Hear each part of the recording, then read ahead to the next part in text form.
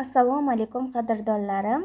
Bugun qizalog'im men o'qishdaligimda men uchun ajoyib pirog pishiribdi va buvisi bilan birgalikda videoga olishibdi. Shuni bugun sizlarga obzor qilib bermoqchiman.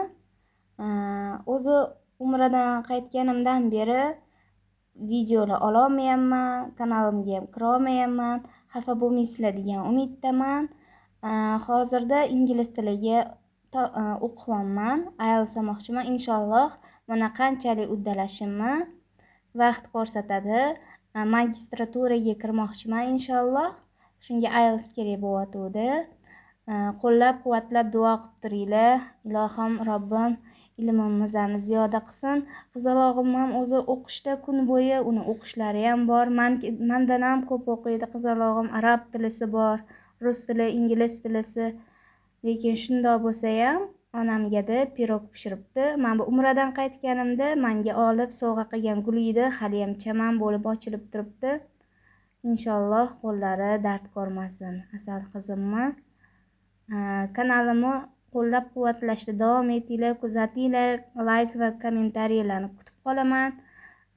Agar shunaqa qizalog'imni va meni kanalimni qo'llab-quvvatlab tursanglar, o'zim ham qizalog'im ham inshaalloh shirin taomlar va mazali shirinliklar, yeguliklar tayyorlab ko'rsatishga harakat qilamiz. Qizalog'imni qo'llab-quvvatlaysizlar degan umiddaman.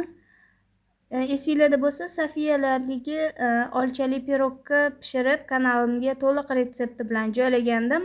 O'sha pirogni pishiribdi qizalog'im men uchun. Faqat xamir tayyorlash jarayonini videoga olishmabdi, keyingi jarayonlarini olishgan.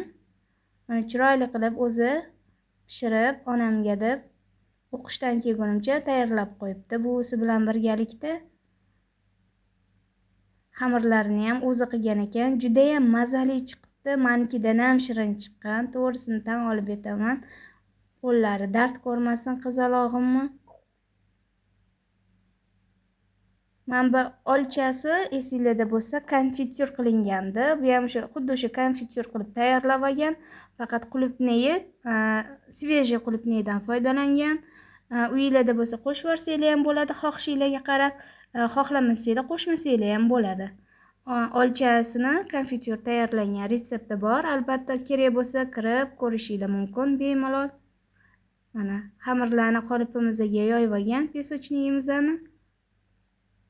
Keyin olchasi va qulupnaylarni terib chiqqan. Qulupnay ham ajoyib ta'm bergan. Mana ustidan pechenyelarni terib chiqyapti.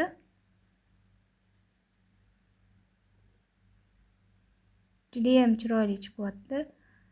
Qo'llab-quvvatlab kuzatib turishda davom etinglar kanalimni. Inshaalloh tez-tez yana videolar qo'yib turishga harakat qilaman. Hozir o'zimning o'qishlarim, qizimning o'qishlari, darslarimiz bilan bo'lib videolar ololmayman. Xafa bo'lmanglar. Bu uslubda ham mana ikkita meva qo'shilgan uslubda ham albatta pishirib ko'ringlar. Qulupnay ham qo'shgan, juda ajoyib, boshqacha o'zgacha ta'm bergan. Albatta tayyorlab ko'ringlar. Sizlarga yoqadi degan umiddaman.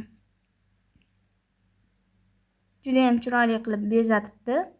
Bu qandolat shirinliklari bozorda 4 ga narsalar sotadigan joyda sotadi. Men ustiga qo'yib chiqqan mayda konfetchalari. Agar kerak bo'lsa, juda ham chiroyli bo'lib pishib chiqibdi. Ko'rinishlariga gap yo'q, ta'miga ham gap yo'q. Juda a'lo darajada qilgan. Buvisi aytib turibdilar, u xamirlarni o'zi qilib, hammasini o'zi qilibdi. Juda ham mazali chiqqan. Albatta qo'llab-quvvatlab turinglar, layklarni bosib turinglar. Xursand bo'lib, inshaalloh salat va yana shirinliklar tayyorlab beradi qizalog'im. Albatta kuzatishda davom etinglar. Mana shu qo'yayotgan videolarimiz sizlarga manfaatli bo'lsa, o'rganib pishirayotgan bo'lsanglar, shu pishirgan taominglar, shirinliginglar tananglarga shifo, ibodatinglarga quvvat bo'lsin. Hammanglarni Alloh uchun yaxshi ko'raman. Men uchun ketkazgan vaqtinglarga Alloh sizlardan ham rozi bo'lsin. Sizlar ham rozi bo'linglar, ibodatlaringlarda, duolaringlarda. Hamisha bizaniyam eslab turinglar. Yoqimli ishtaha!